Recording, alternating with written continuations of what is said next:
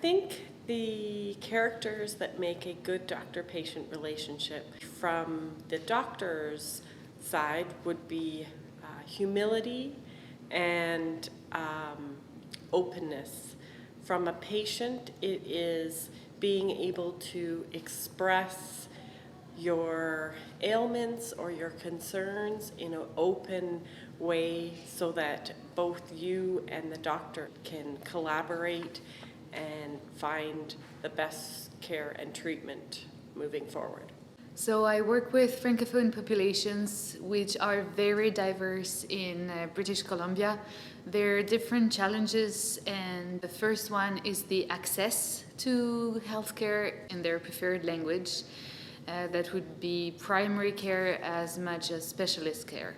Then there is the question of navigation, understanding the healthcare system in BC, knowing who could address their needs, and then the continuum of care. So from the primary care, when I need more, where do I go? Can I have these services in my language? Because that's not something I'm familiar with.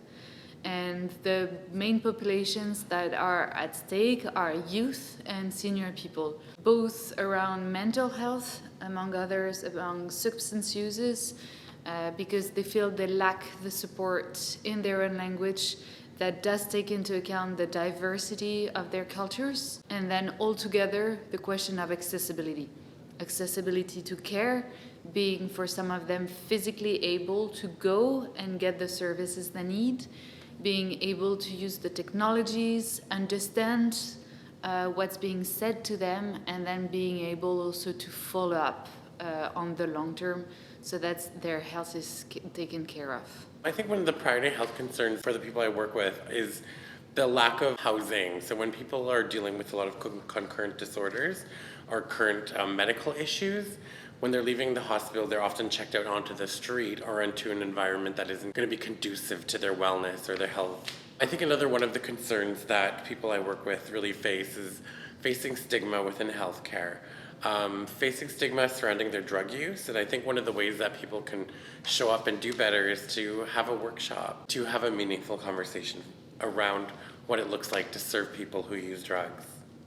I want my doctor to be a co-collaborator in my agency and my autonomy. I want more than just open communication. I want, to collaborate, and for my measure of wellness to be how we decide what a successful healthcare plan looks like. I want a doctor to meet me where I'm at and to let me identify what my needs are, and to be there as a resource for me, to ask questions based on what I've identified as my needs. I want them to trust me and believe that I can understand my healthcare needs, and that if I don't understand what's going on with me, that it's actually their failure as a doctor, and to work on it until I do. The pay structure is an interesting component of the healthcare system. We don't, as general public, give that piece a look at. I think we need to do a complete refresh and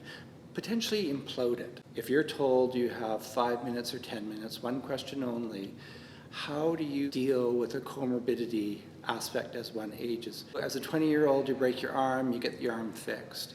But as a 70-year-old, if you fall and break your arm, there's a lot of other things that come into play. And so how is it that you can only have one question dealt with?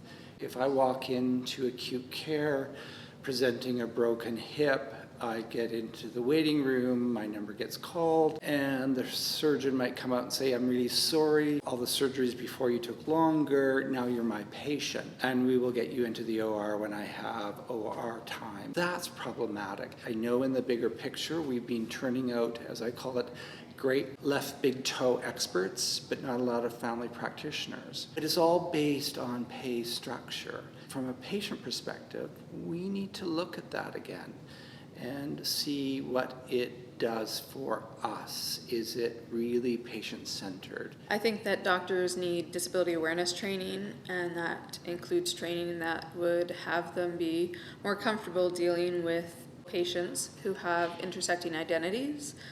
For example, I run a group called Chronically Queer, which is for queer folk who have chronic health conditions.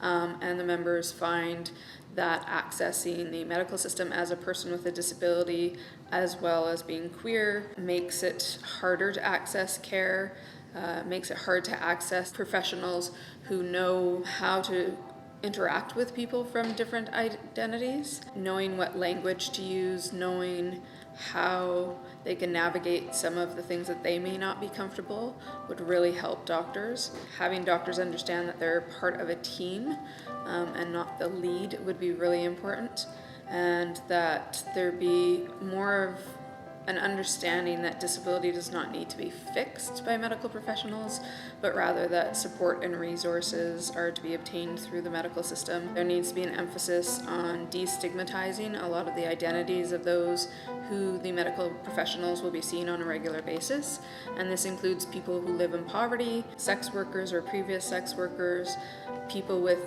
ongoing complex chronic conditions that maybe don't fit into textbook examples, people who have multiple types of disabilities that may not work cooperatively with each other and may need different resources, as well as people who have different identities that may affect how the medical professionals are able to assist, such as different religious beliefs, different affordability levels, and where they live. Some people in remote locations may not be able to access the same healthcare as people who are from Vancouver.